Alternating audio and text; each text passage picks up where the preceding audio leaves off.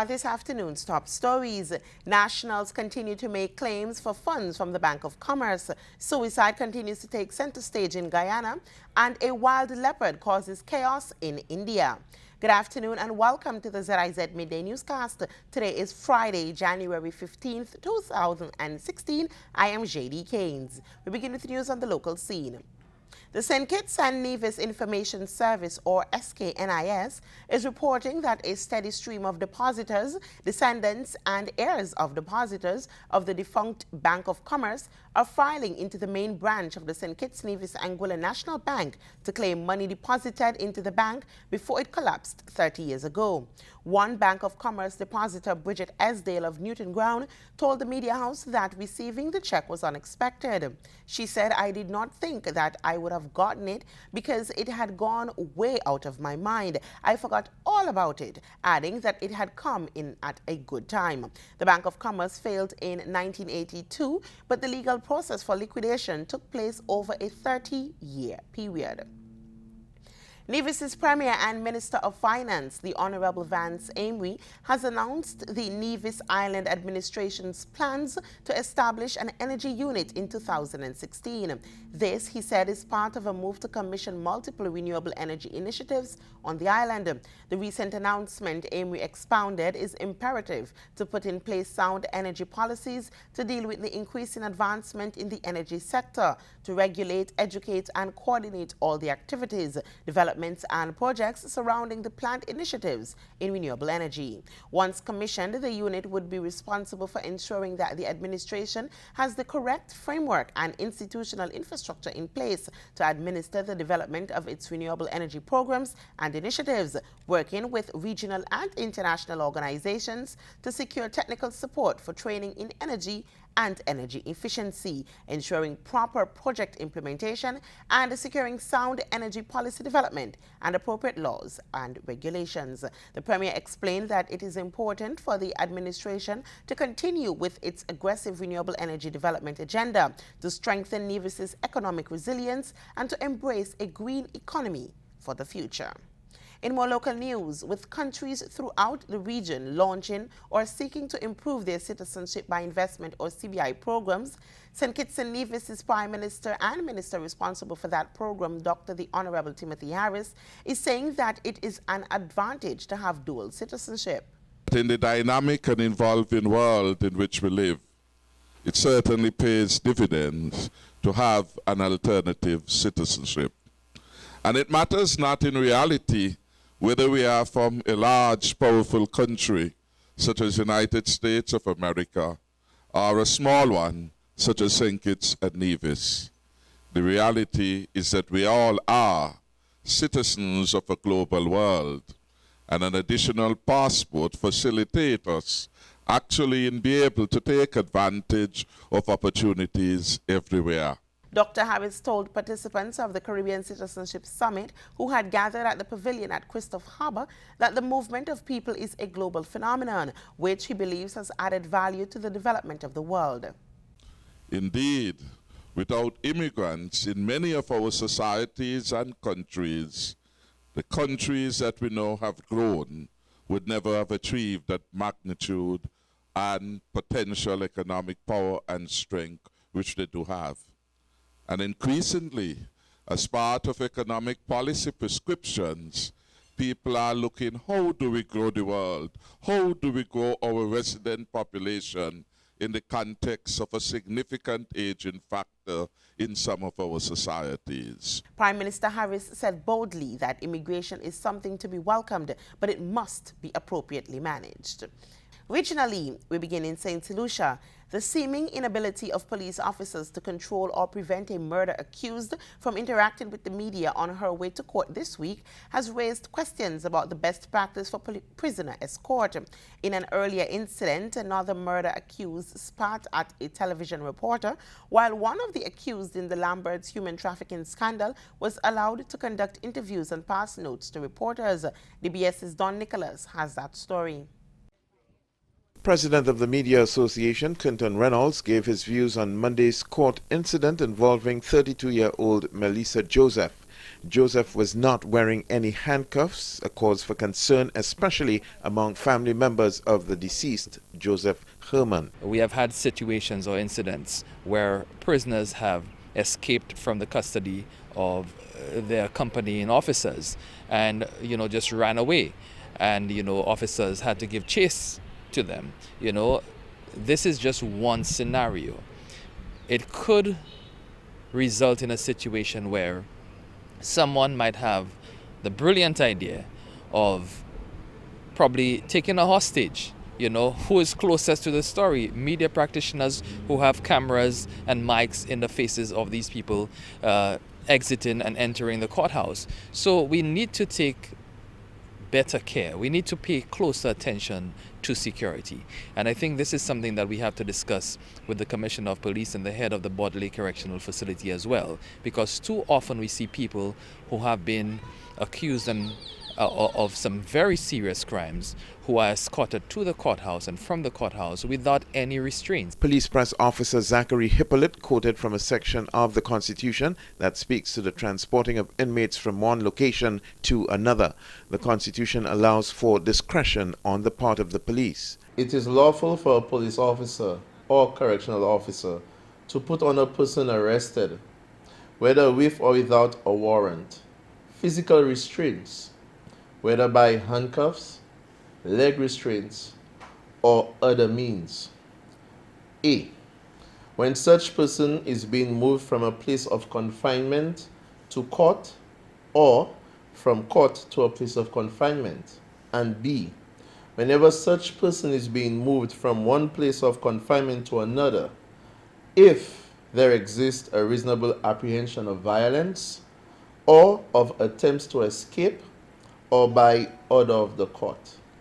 So what this is saying in essence is that the police can put handcuffs on an individual when taking him to the court or from the court to another place. But the interesting thing there is that when you look at subsection B, which says if there exists a reasonable apprehension of violence or of attempts to escape, and though I'm no lawyer, one would logically conclude, or you could assume that this is saying that the police has discretion as to whether or not he or she should be putting any form of restraint on that particular prisoner on that particular time. This brings into question the issue of safety at the courts. Capital News is reporting that suicide is becoming a growing issue in Guyana and will now be addressed on a national front as it is no longer deemed a public health issue. An interministry task force will soon be established to tackle suicide. This is according to Education Minister Dr. Leopard. I hope they will traverse the regions because this is something that affects every single region, and to get essentially go on a fact-finding mission and to come with proposals for the prevention of suicide. I am giving them 4 months to complete their report. Dr. Rupnaran, who spoke with this newscast on the corridors of Parliament this afternoon, also said his ministry will be working on placing guidance counselors in schools throughout the country. I mean, it's a difficult problem because you would appreciate that training counselors for every school is going to be a big challenge. But I really want to strengthen the counseling units that are available to the schools. And essentially, we need to establish a central council that is going to be a national. We'll look at the national counseling program. Recently, 2 students at the secondary level ended their lives, while another 2 are being treated at hospitals. The latest was a Central High School student who slashed her wrist while in school today.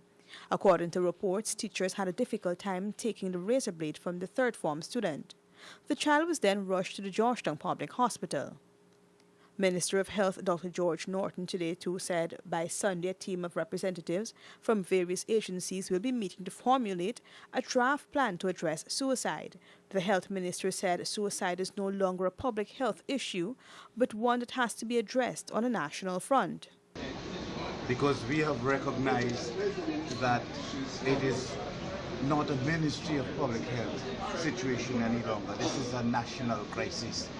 And as a result, we have invited and we're hoping that as early as Sunday because of the different engagement before then of the various stakeholders to have that first meeting where we will plan a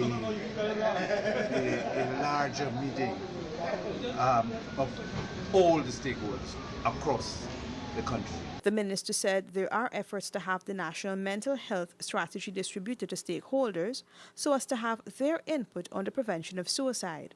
In the face of criticism thrown at government in light of the acts of suicides and attempts, the minister said government will not shirk from its responsibility of putting measures in place to address the issue. According to the health minister, no country can be proud of the number of persons choosing to end their lives. St. Lucia's Prime Minister and the head of the European Union or EU delegation to Barbados and the OECS have mutually agreed on a timeline to address the fallout from the CARICOM Impacts Report. Key vacancies in the judiciary and the executive in the police force have been singled out and are promised to be filled by the end of the first quarter of 2016.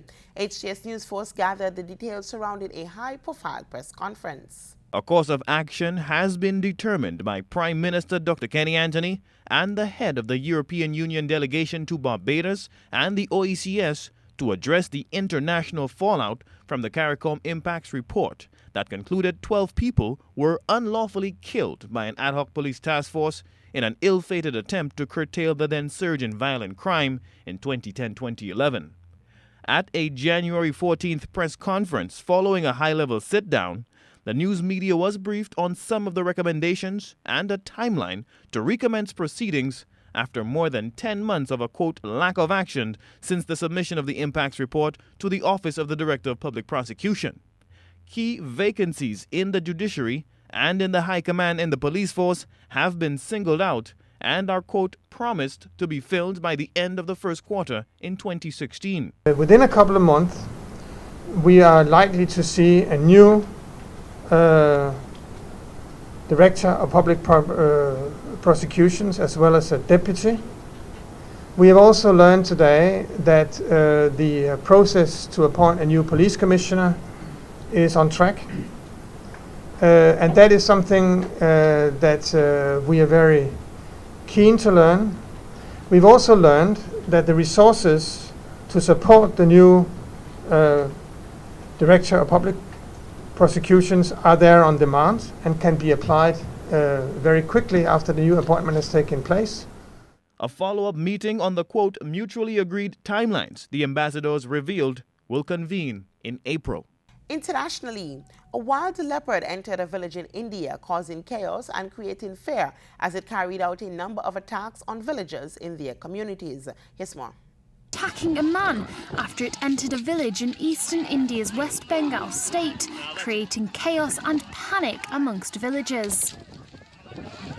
The video was taken by a witness at the site and shows a man trying to scare the animal away with a stick. A big cat strayed into the village from a nearby forest, attacking 3 people. All 3 were rushed to hospital for treatment. One of the injured villagers said the leopard pounced on him when he was just looking at the animal like everyone else. Police and forest officials rushed to the area to search for the leopard, but were unable to find it. The destruction of wild habitats in the country is one of the main reasons for humans and wild animals coming into contact. Wild animals like leopards and panthers often stray into inhabited areas in India in search of food. Dozens of people have been hospitalized after a massive chemical explosion at Brazil's biggest port began spreading the toxic gas, prompting the evacuation of one terminal and some nearby homes. Here's more in this report. A chemical explosion at Brazil's biggest port is spreading toxic gas, prompting the evacuation of one terminal and nearby homes. Local media report dozens of people have been hospitalized following the incident at a cargo warehouse in Santos Port, Guarujá, in the southeast of the country. 16 containers are said to have caught fire. Firefighters say they now have the blaze under control. However, the local mayor is warning people to stay indoors and out of the rain in case it contains chemical elements that can burn the skin. We left in a hurry. We left everything there, my car, purse and bag, says this warehouse worker. The main product being stored was sodium dichloroisocyanurate, a chemical compound widely used as a type of cleansing agent for water. It should be kept in a sealed environment. However, rain is said to have seeped through one of the containers, causing the explosion. And now 27 people have been injured and 14 killed after a bus taking a group of holiday makers to a ski resort veered off the road in central Japan. More in this report. A coach carrying participants in a ski tour has crashed in Japan, killing 14 people and injuring another 27. The bus strayed onto the wrong side of the road and smashed through a guardrail, sliding several meters down the mountainside. It is not immediately clear what caused the crash, as there was no snow or ice on the road. Japan's Transport Ministry has launched an investigation into what happened. Japanese Chief Cabinet Secretary Yoshihide Suga said that the latest information was that of the 41 people on board, no one escaped unharmed, and that there would be an investigation into what fully happened, and that the government will look to prevent accidents like this. First of all, to look into the cause of the accident and implement safety measures. At the horrific site where the bus came off the road, a crowd of people had gathered trying to see what had happened. According to Japanese media, the bus crashed at 1:55 a.m. locally, and the 2 drivers were among those killed. Taking a look at the weather, temperatures today will peak at 76 degrees Fahrenheit. A light breeze will blow from the northeast at 14 miles per hour. The weather forecast predicts sunny to partly cloudy skies with a slight chance of a brief shower this afternoon. Tonight will be mostly fair to cloudy with a slight chance of a light shower. Seas are very rough with swells up to 7 feet. Marine warnings remain in effect for small craft operators and sea bathers for hazardous seas, mainly in the Atlantic Ocean east of the islands. Sunset for today will be at 5:57 and sunrise for tomorrow will be at 6:37 a.m. And that brings us to the end of ZIZ's Midday Newscast. Thank you so much for tuning in, as I have been your presenter, JD Keynes. Have a wonderful afternoon.